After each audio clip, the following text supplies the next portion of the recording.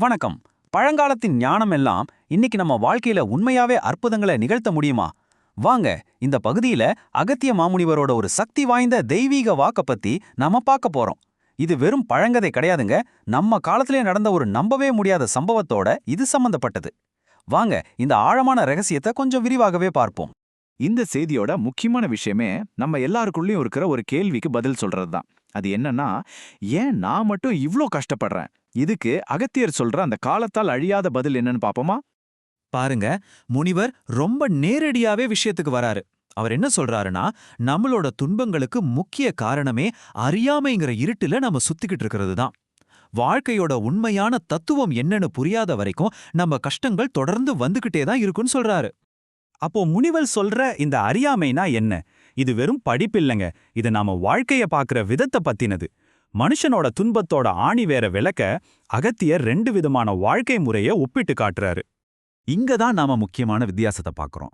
ஒரு பக்கம் எல்லாமே ஏன் ஐடியா தான், ஏன் பிளான் தான்னு ஆசைனாலையும் பயத்தினாலையும் ஓடுற வாழ்க்கை. இன்னொரு பக்கம் வாழ்க்கையோட தத்துவத்தை புரிஞ்சுக்கிட்டு தெய்வீக உதவிக்காக நம்மள நாம தயார்படுத்திக்கிற பக்தி வாழ்க்கை.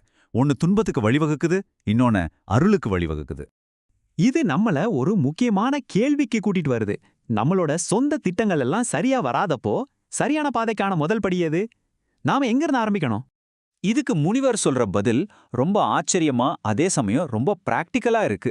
அது நம்ம மனித உறவுகளோட ஆணிவேருக்கே நம்மள கூட்டிட்டு போகுது. இங்க தான் அகத்தியர் ரொம்ப ஆழமான, அசைக்க முடியாத ஒரு விதிய சொல்றாரு. நீங்க என்கிட்ட வர்றதுக்கு முன்னாடியோ இல்ல கடவுள்கிட்ட போறதுக்கு முன்னாடியோ முதல்ல செய்ய வேண்டிய கடமை இதுதான் சொல்றாரு. இதுதான் ஆன்மீக பயணத்தோட அஸ்திவாரம். இது இல்லாம வேற எதுவுமே சாத்தியமில்லைன்னு உறுதியா சொல்றாரு. இது பாருங்க, ஒரு அருமையான வழிகாட்டுதல். இது நம்ம வீட்ல இருந்து ஆரம்பிச்சு நம்ம மன அமைதிக்கு கொண்டு போய் அதுக்கப்புறம் தான் ஒருத்தரை தெய்வீக அருளுக்கு தயார்படுத்துது. சிம்பிள், ஆனா ரொம்ப பவர்ஃபுல். சரி, இதெல்லாம் கேட்க நல்லா இருக்கு.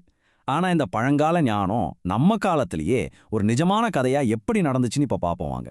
இதுதான் இந்த செய்தியை உண்மையிலே ரொம்ப சக்தி வாய்ந்ததா மாத்துது. அந்த வாக்குல ஆதிவராக நல்லூர் அப்படின்னு ஒரு ஊரோட பேரை குறிப்பிட்டு சொல்லியிருக்காங்க. ஆச்சரியம் என்னன்னா, அந்த ஊர்ல 2020ல அகத்தியகுமரன்கிற ஒரு பக்தர் கட்டின ஒரு சின்ன கோயில் இருந்திருக்கு. ஆனா இந்த வாக்கை பெற்ற குழுவுக்கும் அவருக்கும் எந்த சம்பந்தமும் கிடையாது. இது எப்படி சாத்தியம்? அந்த இடம் ஒன்றும் சாதாரணமான இடம் இல்ல. அதுக்கு பின்னால பல அற்புதங்கள் நடந்திருக்கு. கோயில கட்டினவரோட அப்பாக்கு அகத்தியரே காட்சியளிச்சது, 50 அடி ஆழ கிணத்துல விழுந்த ஒரு பையனை எங்கிருந்தோ வந்த ஒரு கயிறு காப்பாத்துனது, பக்கத்துல இருந்த தோட்டத்தையே அழிக்க வந்த காட்டுத்தீய அந்த இடத்துல மட்டும் பேஞ்ச மழை அணைச்சதுன்னு அந்த இடத்தோட புனிதத்தன்மை பல தெய்வீக நிகழ்வுகளால உறுதி செய்யப்பட்டிருக்கு. இப்போதான் அசல் ட்விஸ்ட். எங்கிருந்தோ கிடைச்ச ஒரு வாக்கு அதே நாள்ல அதே இடத்துல நடந்த ஒரு நிஜ சம்பவத்தோட இணையுது.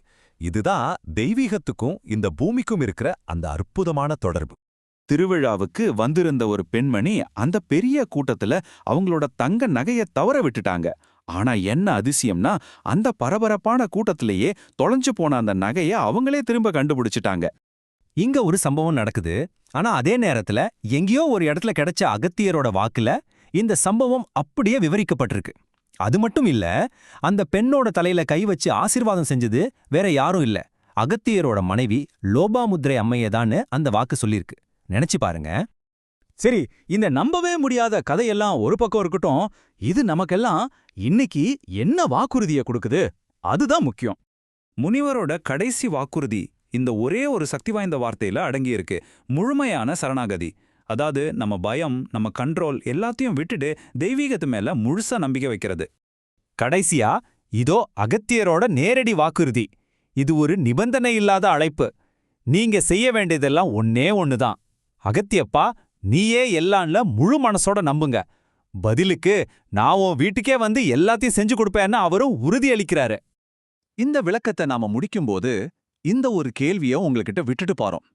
பழங்கால ஞானம் ஒரு சின்ன கிராமத்துல இன்னைக்கும் இப்படிப்பட்ட அற்புதங்களை நிகழ்த்த முடியுதுன்னா, அது உங்க வாழ்க்கையில என்னவா இருக்கக்கூடும்னு யோசிச்சு பாருங்க. நன்று.